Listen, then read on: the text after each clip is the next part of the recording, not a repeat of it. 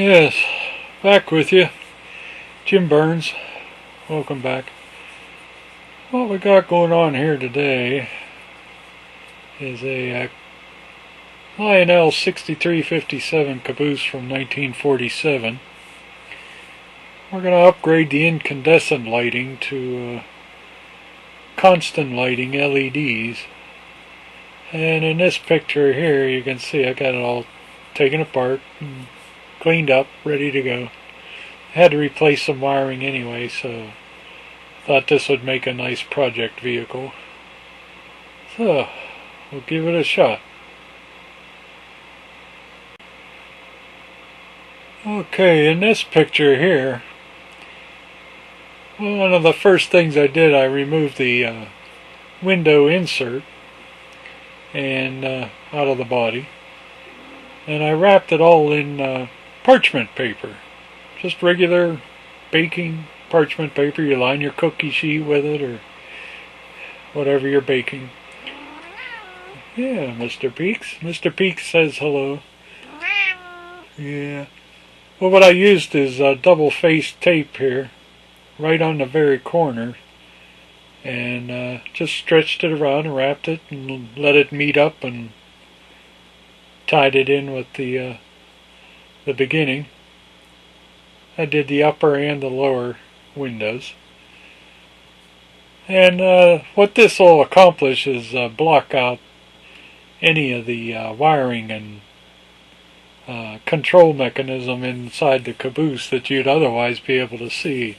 Plus the parchment gives a nice glow instead of that harsh lighting effect that you sometimes get with these things, with the incandescent. We'll move on from here. Yeah, so this picture here is a picture of the Caboose with the window insert back in, wrapped in parchment paper. Even when it's not lit up, it looks really nice. And you'll notice the smokestack there. I put that in. It's not original to the 6357, but I'll explain a little bit about that later. But anyway, yeah, this is coming along nicely. So we'll move on from here. Okay, this next picture here is the lighting control I got from Harry Henning, his eBay store. And what you'll see off to the left there is I wire wheeled a section of the chassis and got a clean spot and soldered the, well, they consider it negative side, so put the outside rail side of the circuit, and then the red wire going down to the pickup roller. The lighting control is actually held down with self-adhesive Velcro, so I can remove it if I need to. And this is why I put that smokestack. I decided to put that in because I positioned the light control right under where the smokestack would go, so you can reach down through the smokestack instead of having to take the body off all the time. And you can reach down through the smokestack and adjust the lighting control if you desire to be dimmer or brighter. So that's the start of right here. And I'll show you in the next picture a little more.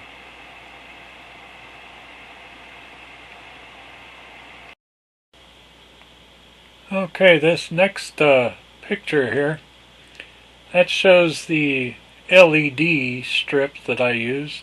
There's 3 LEDs on that self-adhesive strip right there in the middle, and it's all hooked up.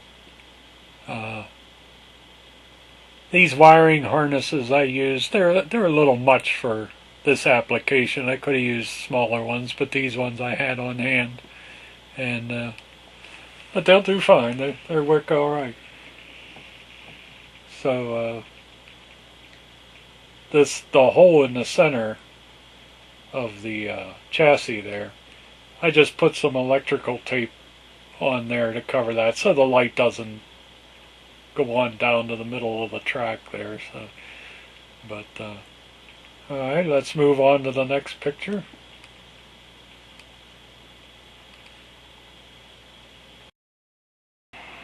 Okay, this next picture shows the a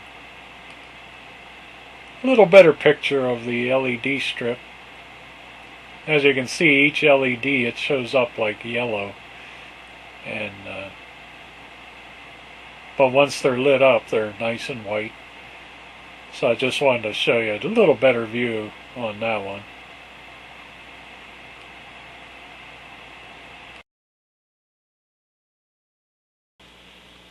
So here in this next picture, I'm going to talk about the LEDs here. These I got off of eBay. They're 12 volt DC, and as you can see, there's 4 copper colored circles there, and between those 2 pairs of circles is a straight line. That's where you can cut, so you can have a minimum of 3 without ruining the rest of the circuit, you know. So you could cut and have 3, or you can have a whole reel. But these are the LEDs I got. Like I said before, they look yellow, but they're white when they're lit up. And then you can solder your wires to those round copper connections once you cut it, and you'll have power to your LEDs once again. So this is what I used, and it's adhesive back, so it sticks pretty good. I like it.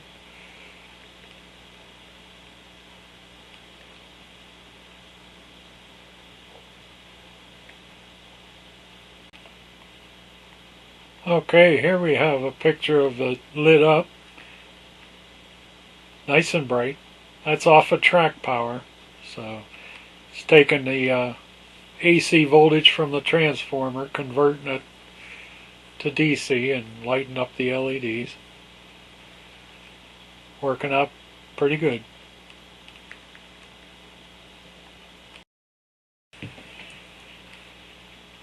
So here on these next 3 pictures, I'll just tell you real quickly, this is the final product. I still have some other details I want to put on the Caboose, but yeah, this is the final product, and works real nice. I put a piece of tape on the center rail 1 inch long and ran it over it, and no flickering, no dimming. Well, it depends on the speed too, but the longer you leave it on the track, the more that capacitor in the control circuit will charge, and the better off you'll be. So yeah, it's working really good. I'm liking it. So I'll make another video when I get to working on the coupler that's broken, the spring, and the other details I want to put on. Take care.